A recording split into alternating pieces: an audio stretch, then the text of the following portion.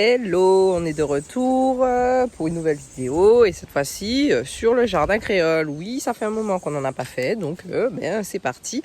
Aujourd'hui, on parle avec petit jus de mango vert. On parle 3 essentiels dans le jardin créole. C'est parti.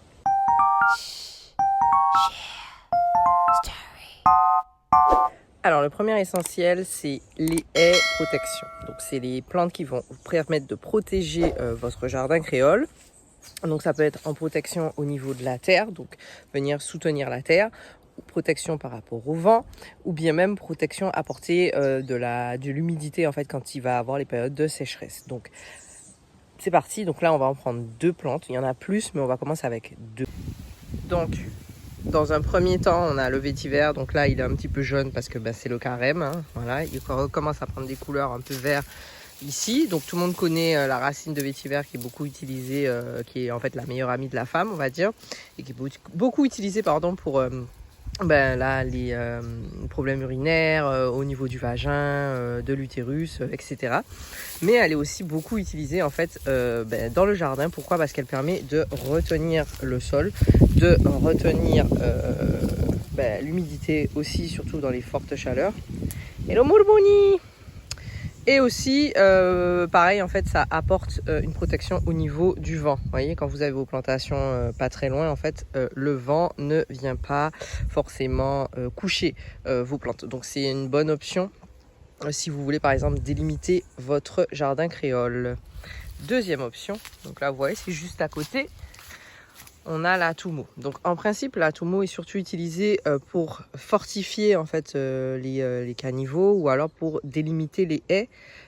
Donc en général, vous le voyez tout le temps autour des maisons, autour des haies. Pourquoi? Parce que c'est déjà vraiment envahissant. Et deuxièmement, ça tient la terre en fait, ça tient le sol. Et ça protège aussi du vent. C'est un peu le même style que le vétiver. Dans tous les cas, ce sont 2 plantes qui sont invasives, qui grossissent beaucoup et qui peuvent vite être envahissantes. Donc il faut savoir exactement où est-ce que vous allez les mettre. Ne les mettez pas trop proches. Laissez quand même une distance parce que ça peut devenir gros. Et pensez à tailler assez régulièrement, que ça soit pour le vétiver ou que ça soit pour la Tumo. C'est parti pour la deuxième catégorie. Ensuite, deuxième catégorie, ce sont les protectrices, les plantes protectrices. Donc là, on rentre vraiment dans le vif du sujet.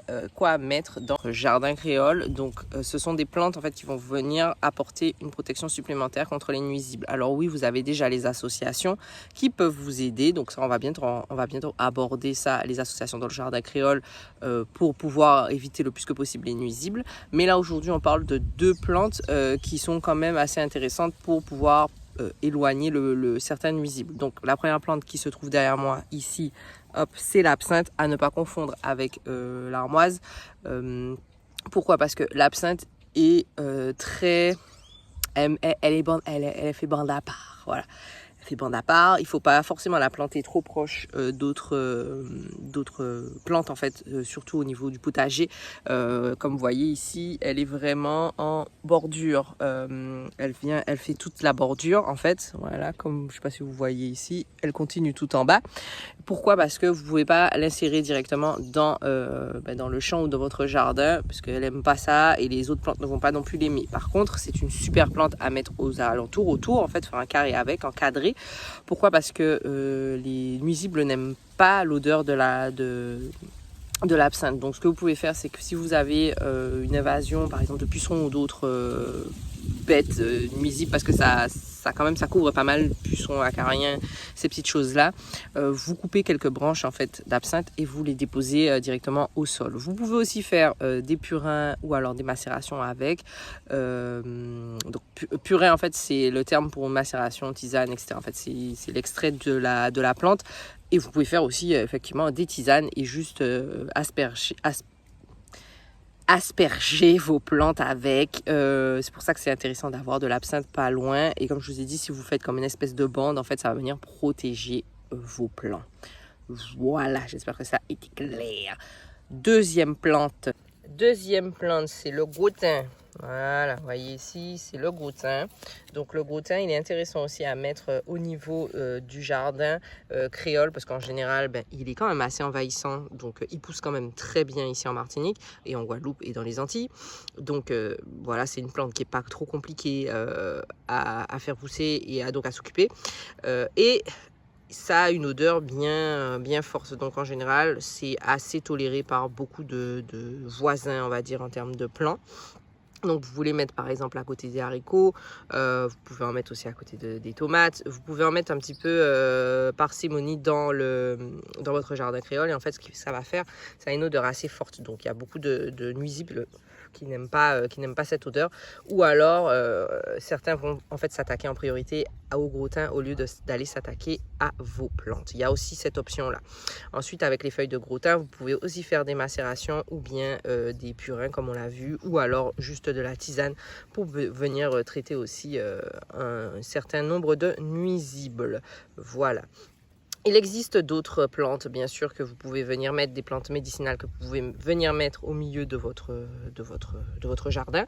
Donc comme l'armoise, donc les artémisia, donc armoise commune ou armoise annuelle, sont un petit peu plus friendly, on va dire. Elles sont plus sympas que l'absinthe, donc elles sont plus facilement intégrables directement dans le jardin. Vous avez aussi tout ce qui est le basilic, donc en association en général avec la tomate. Même la briser aussi avec son espèce d'odeur un petit peu citronnée peut aussi aider au niveau des nuisibles qui n'aiment pas forcément cette odeur, ou bien même au niveau de la maison, puisque l'odeur citronnée est un répulsif par exemple pour les moustiques. Donc vous avez aussi la citronnelle qui est aussi intéressant à mettre, qui pareil pour pucerons et moustiques aussi fonctionne. Enfin il y a une liste vraiment très étendue. On va pas tarder à l'aborder et nous sommes en train de travailler sur un e-book en fait qui va vous regrouper les plantes que vous pouvez utiliser au jardin pour faire des répulsifs, des insecticides, des insectifuges, des engrais verts, etc. Voilà, parce que y a de quoi faire dans le jardin créole. Vous n'êtes pas obligé d'aller vous rendre dans des magasins de jardinage, je ne nommerai personne, pour pouvoir acheter vos produits phytosanitaires. Vous pouvez les faire vous-même, voilà, pour vraiment être indépendant et au final pour ne pas non plus avoir à dépenser des milliers d'essence, sachant que ce que vous faites pousser, vous pouvez le transformer. Voilà, laissez-moi savoir en commentaire si ça vous intéresserait, si ça vous intéresse d'avoir un e-book comme ça et si vous utilisez des purins, des macérations, des tisanes pour vos plantes. On passe à la dernière catégorie. Alors la dernière catégorie, c'est ce qu'on appelle mais c'est pas possible, des miellifères, c'est-à-dire que ça fait des fleurs et que ça attire les abeilles pour faire du miel, mais aussi pas que en fait. Donc vous avez les bourdons, les oiseaux et toutes ces choses-là parce que ça fait, ça attire les bons insectes et les bons êtres vivants dont le jardin a besoin parce que ça fait des fleurs. Voilà. Donc dans la catégorie, vous avez le basilic, vous avez le framboisin qui est un basilic sauvage, n'oublions pas. Vous avez aussi, voilà, bon là ils ont un petit peu pris le soleil, mais vous avez tout ce qu'on appelle les tournesols. En fait, toutes les plantes qui sont assez, qui forment des fleurs en fait. Vous pouvez même avoir aussi ici par exemple, vous voyez, vous avez la fleur de tabac. Les abeilles adorent ça. Donc, et ça fait énormément de fleurs et en même temps vous avez aussi du tabac, lui aussi qui a des vertus extraordinaires, que ce soit pour le jardin en tant qu'insecticide, insectifuge, mais aussi par exemple pour les problèmes de constipation, voilà. Bref, en gros, le mot d'ordre, c'est n'oubliez pas de mettre des fleurs. Voilà, il faut que vous mettiez des plantes qui sont mellifères, donc qui font des fleurs. La brisée aussi permet aussi d'attirer les insectes, donc que ce soit les abeilles, les bourdons comme on a dit, parce que des fois vous allez voir que vous n'allez pas avoir de tomates, surtout si vous êtes dans un coin par exemple très urbain. Des fois vos tomates ne vont pas donner de fleurs, ou en tout cas ça va donner des fleurs, mais vos fleurs en fait ne donneront pas de fruits. Pourquoi? Parce que des fois en général c'est parce qu'elles n'ont pas été polliniser, fertiliser, féconder, voilà le terme, pour que en fait le pollen soit pollinisé en fait, pour que le fruit puisse se former. Parce que par exemple pour la tomate en général c'est surtout le bourdon, donc c'est par tremblement que la pollinisation se fait. Donc si vous n'avez pas de bourdon, même les abeilles ne peuvent pas forcément polliniser votre tomate, donc il faut que vous le fassiez manuellement. Mais pour pouvoir attirer ce genre d'insectes en fait, il faut que vous ayez des plantes qui sont à leur goût. goût. Donc pour ça, comme je vous ai dit, en général le framboisin attire. Même la toumo en fait, hein, quand vous faites vos contours de jardin, les fleurs d'atumo, les bourdons adorent. Donc déjà juste là, vous avez déjà aussi une plante. C'est juste que c'est pas toute l'année qu'elle donne des fleurs. Aucune plante ne donne toute l'année dans tous les cas des fleurs, c'est par saison. Mais si vous avez déjà, comme je vous ai dit, le framboisin, les basiliques, l'atumo, vous pouvez ajouter des œillets d'Inde, vous pouvez ajouter des roses, vous pouvez ajouter des choses en fait déjà qui vont, même des cosmos sulfureux qui sont assez faciles à faire pousser, qui sont un petit peu envahissants, donc attention, mais qui sont faciles à faire pousser. Voilà.